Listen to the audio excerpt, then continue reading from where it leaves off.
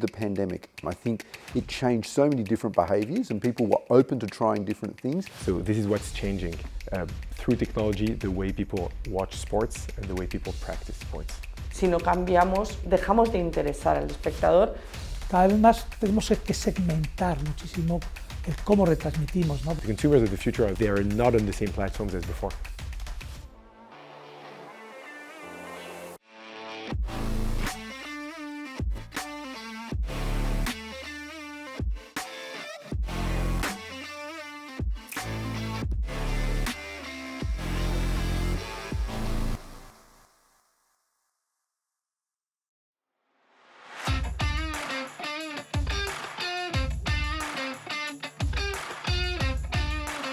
There was a trend before COVID-19 already.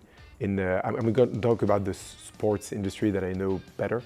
There was a trend, a big wave of change in the way people practice sports and the way people watch sports. So you had new ways of practicing sports, bicycle at home with crazy apps, online classes, apps to find coaches, many ways of practicing sports that were new already before COVID-19, and the way you watch sports was also becoming different with augmented reality apps and with fantasy leagues, NFTs, things like that. With COVID-19, what happened is I think the pandemic served as a catalyst for these trends, and the changes became even faster. Nuestro espectador ha cambiado muchísimo la forma en la que consume estos contenidos. ¿Por qué? Porque los puede ver cuando quiere, donde quiere y en el momento en el que quiere, y además puede ver una pieza o un programa entero. Entonces es dueño de los contenidos.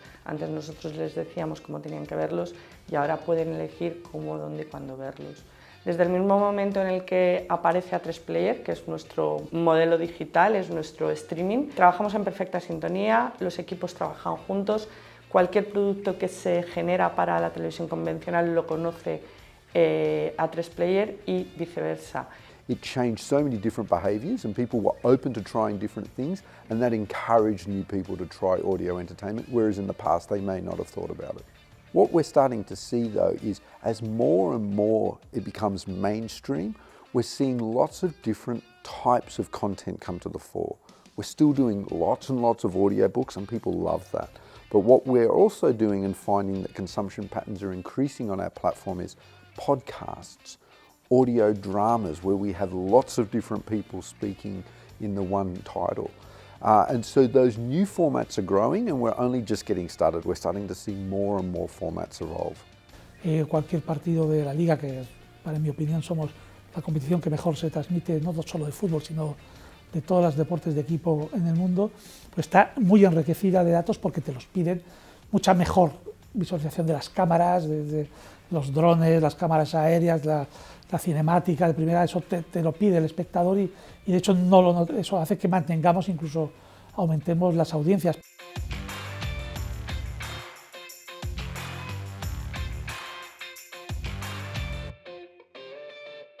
Los estudios dicen que en el 2030 pues el 80% de la población del mundo verá deporte a través de OTT, a través de esta forma más enriquecida del streaming, ¿no? De hecho ya el entretenimiento, el cine, las series, hay una gran parte ya de la población que no la ve por la televisión TDT o por IP televisión, ¿no? Sino que la está viendo ya por Netflix, por HBO, por Amazon Prime, que eso es OTT, ¿no?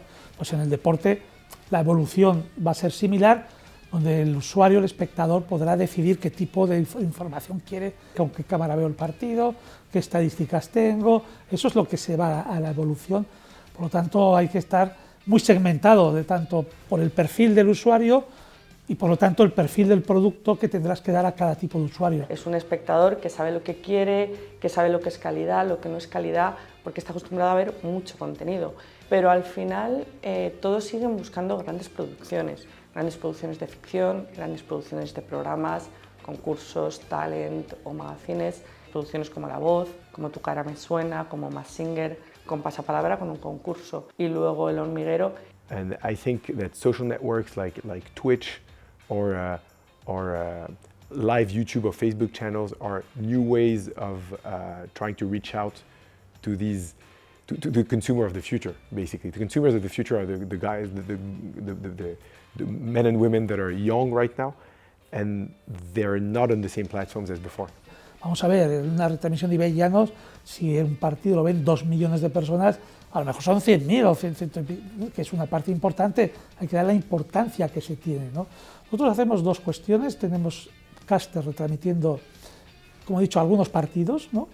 Y también estamos utilizando el mundo del influencer, del youtuber, para promoción de la competición. If they play at Fortnite, you need to find ways of having your products or your services seen in these games or metaverses or whatever. Yeah, look, what I think we're seeing is the mass mainstream adoption now of audio entertainment. And we're seeing that in our customer base. You know, we've grown to such a stage now that it's not just niche audiences that love audio books or love podcasts. We're really seeing a broad mainstream audience. Everybody is busy and nobody has enough time. And I think that what Audible and audio entertainment broadly does is allows new opportunities for entertainment consumption that didn't exist before.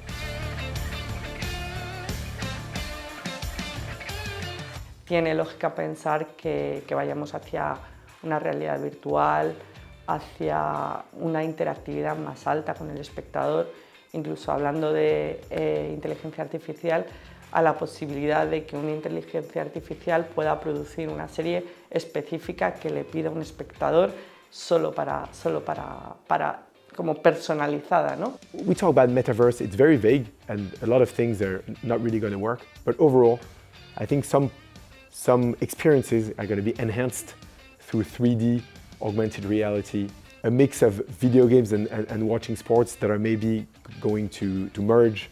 So we're going to see new ways of watching content and being in content and being part of the content as well, more interaction as well.